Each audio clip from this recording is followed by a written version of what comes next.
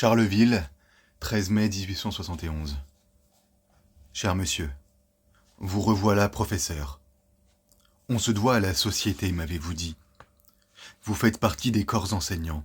Vous roulez dans la bonne ornière. Moi aussi, je suis le principe. Je me fais cyniquement entretenir. Je déterre d'anciens imbéciles de collège. Tout ce que je puis inventer de bête, de sale, de mauvais, en action et en parole, je le leur livre. On me paye en boc et en fille. Je me dois à la société. C'est juste. Et j'ai raison. Vous aussi, vous avez raison pour aujourd'hui. Au fond, vous ne voyez en votre principe que poésie subjective.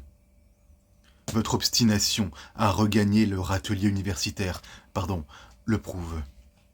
Mais vous finirez toujours comme un satisfait qui n'a rien fait, n'ayant rien voulu faire.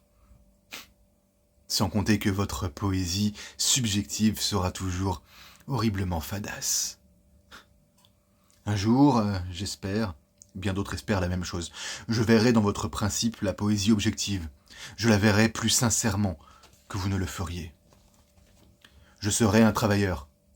C'est l'idée qui me retient quand les colères folles me poussent vers la bataille de Paris, où tant de travailleurs meurent pourtant encore tandis que je vous écris.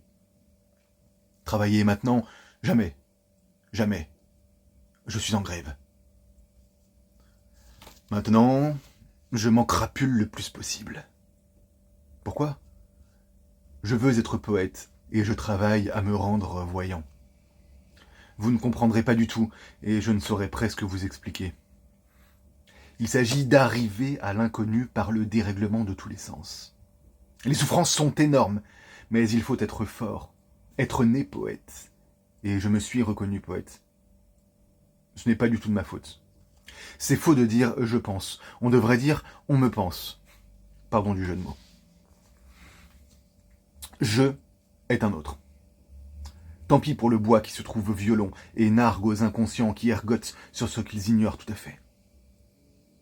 Vous n'êtes pas enseignant pour moi. Je vous donne ceci. Est-ce de la satire, comme vous diriez ?